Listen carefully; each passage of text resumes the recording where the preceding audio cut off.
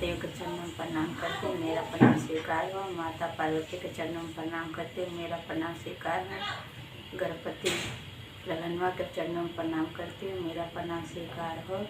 गुंजन आराध्य चरण में आप सभी का स्वागत है। कैसे हैं आप? उम्मीद करती हूँ अच्छे होंगे। चलिए आज आप लोगों को एक सुंदर सी अच्छी सी कथा सुनाने जा रही हूँ। एक समय की बात है कि शंकर भगवान और माता पार्वती दोनों धरती पे घूमने जाते हैं, भ्रमण करने। जब घूमने जाते हैं तो घूमते घूमते वो गंगा किनारे जाते हैं। जब गंगा के तट पे जाते हैं तो वहाँ पे जो आदमी आ रहे थे, जा रहे थे, वो कह रहे थे हर हर गंगे, हर हर गंगे, हर हर गंगे।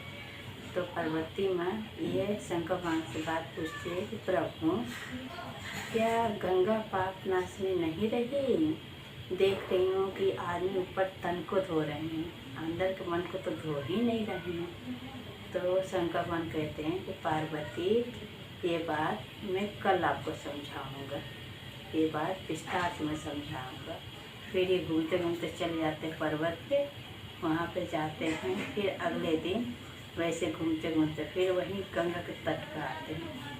फिर क्या होता है कि वो अपने शक्ति से खूब बारिश कीचड़ करवा देते हैं और एक बूढ़े का रूप धारण कर लेते हैं और माता पार्वती से कहते हैं कि मैं जा रहा हूँ उस गड्ढे में और उसमें जाकर मैं बैठ जाऊंगा और आप बोलना, जो भी आदमी आए जाए बोलना मेरे पति को कोई बचाओ, मेरा पति मर जाएंगे, बूढ़े होंगे, कोई मेरे पति को बचाओ।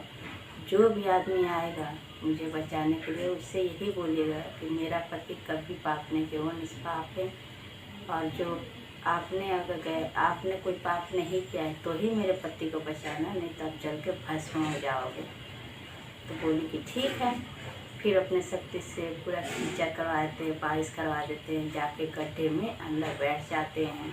और जो आदमी वहाँ नहाने आते हैं तो चिल्लाती है, कहती हैं माता पार्वती कोई मेरे पति को बचाओ, भाई मेरा पति बूढ़ा हो गया है, मर जाएंगे, कोई मेरे पति को बचाओ।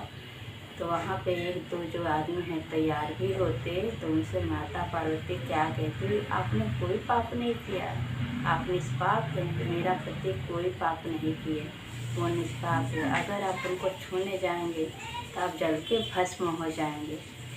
और एक दो आदमी तो उनको गलत निगाह से भी देख दीजिए, अरे क्या तुम इस बूढ़े के फेर में पड़ी हो, तुम हमारे साथ चलो, तुम बढ़िया से रहोगी।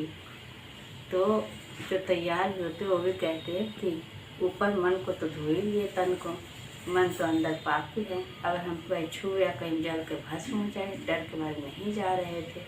फिर देखते देखते बहुत देर हो गया। फिर एक आदमी आता है तो वो नहाने जाता है तो क्या कहता है कि माता ऐसे बोलते पार्वती जी कोई मेरे पति को बचाओ, मेरा पति बूढ़ा है, मर जाएगा। तो आदमी कहते हैं माता जी आप रोइए नहीं, मैं अभी आपके पति को बचा लेता हूँ, निकाल देता हूँ उस गड्ढे से।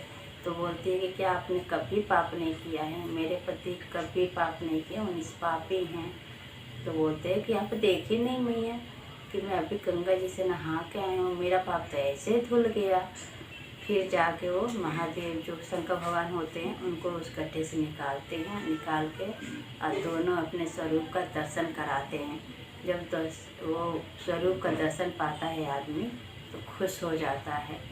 और महादेव जी पूछते हैं कि बताओ तुमको क्या चाहिए, तुमने मेरी जान बचाई है, बताओ तुमको क्या चाहिए। तो वो आदमी कहता है कि प्रभु हमें कुछ नहीं चाहिए, आपका दिया हुआ मेरे पास सब कुछ है, माँ बाप परिवार इतना हरा भरा दिए हैं, आप बस अपने में भक्ति, ताकि मैं जब तक जीऊँ आपकी भक्ति कर सकूँ। उसके बाद शंकर भगवान को कहते हैं तथास्तु, और फिर वो अंतर ध्यान हो जाते हैं, पर्वत पे चले जाते हैं शंकर पार्वती दोनों। फिर क्या होता है वो आदमी क्या करता है, जब तक वो जिंदा रहता है तब तक शंकर भगवान और माँ पार्वती का पूजा भक्ति करता रहता है। और उसके बाद जब बूढ़ा हो जाता है तो स्वर्ग को प्राप्त, मर जाता है तो स्वर्ग को प्राप्त हो जाता है। तो दोस्तों इससे हमें क्या सीख मिलता है कि हम जब गंगा नहाने जाते हैं तो हमें ऊपर का तन नहीं बल्कि अंदर का मन को धोइए, क्योंकि अंदर मन का जो पाप है वो हमसे पाप कराता है। जैसे कि किसी के पैर में देखते हैं, अरे पैर में जामुन लगा है चाहे आम लगा है, उसको हम तोड़ लिए। ये मन का पाप जो होता है इसको पहले धोइए। ऊपर तन के धोने से, गंगा नहाने से नहीं होता है, अंदर के तन को धोइए। तो चलिए अब ये कथा यहीं पे समाप्त करती हूँ। अगर आप लोग को मेरी कथा अच्छी लगी हो तो लाइक कीजिएगा, सब्सक्राइब कीजिएगा, अपने दोस्तों में, यारों में, रिश्तेदारों में शेयर कीजिएगा और कमेंट बॉक्स में हर हर महादेव जरूर लिखिएगा। कोई भी संगम में कथा हो तो पूरा सुनिए, क्योंकि आधा सुनने से महादेव का अपमान होता है, पूरा सुनने से ज्ञान होता है।